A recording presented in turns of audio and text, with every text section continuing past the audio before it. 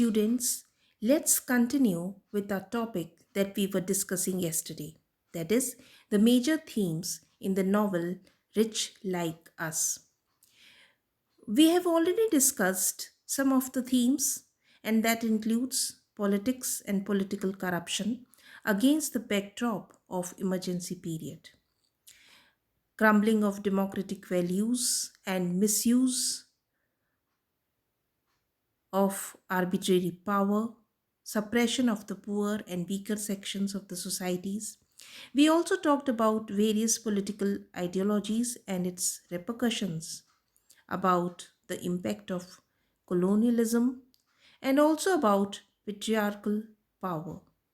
Today, we'll discuss about power of money or power and money, and also about power of love. So we'll see that how wealth and power are interconnected, or wealth's ties to power. This connection seems inevitable. It's inseparable in the novel. The elite have everything: the good Scotch whisky, food on their tables, even a political regime that will turn a blind eye to certain illegal acts of these wealthy people.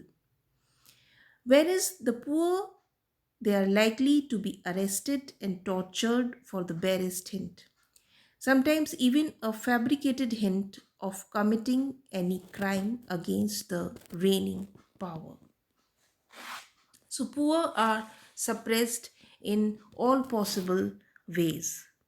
The common man, they are tortured. Whereas the leaders of the nation are lured by the greed of becoming rich, like the West, and they are ready to sacrifice the rest of the country to make personal gains.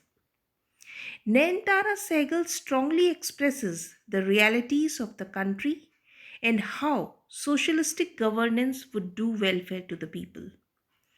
This novel is a critique of capitalism and unmonitored foreign investment. She is warning the nation of the new colonists, the new politicians of the country who may sell the country's interests to foreign powers.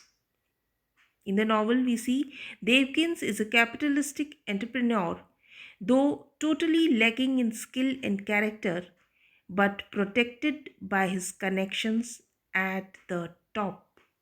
He proves incompetent in managing his father's business and scorns hard work and traditional methods of work. He wants to make big money without much hard work. He is the arch villain of the novel who justifies his deeds with the motto, business is business. He becomes a threat to the people around him because if they do not heed to his dictates, he will not hesitate to destroy them or eliminate them eternally. He makes Ravi Kachru dance to his tunes by the influence of contact in politics. He becomes a powerful and successful person from the materialistic point of view. Thus, the tone of rivalry between humanistic and materialistic values is set in the very beginning of the novel.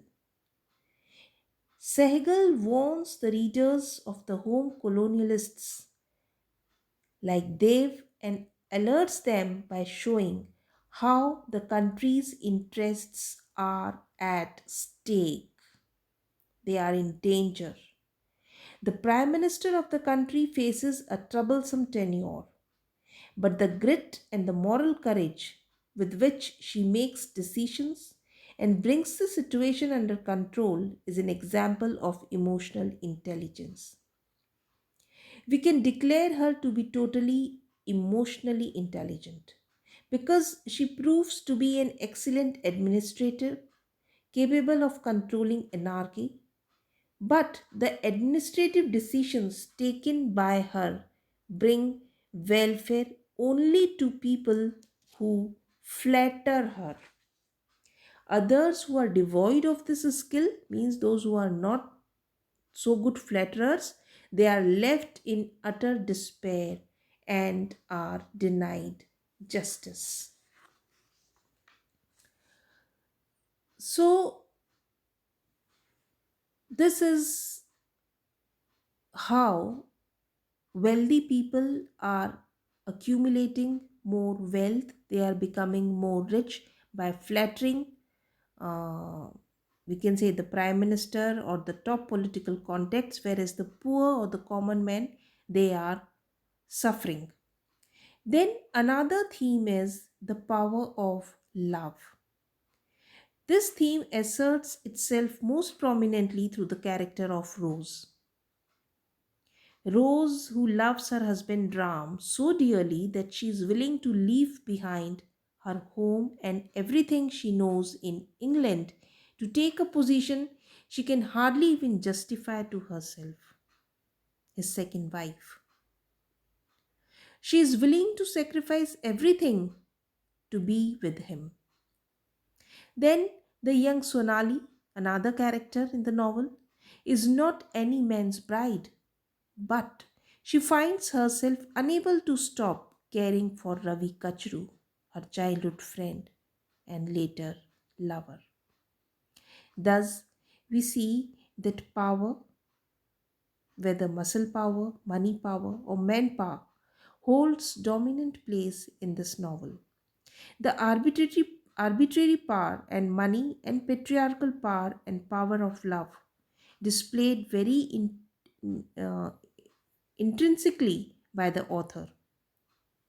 So, students, these are the major themes of this novel, and tomorrow we'll discuss the main characters of this novel. Thank you.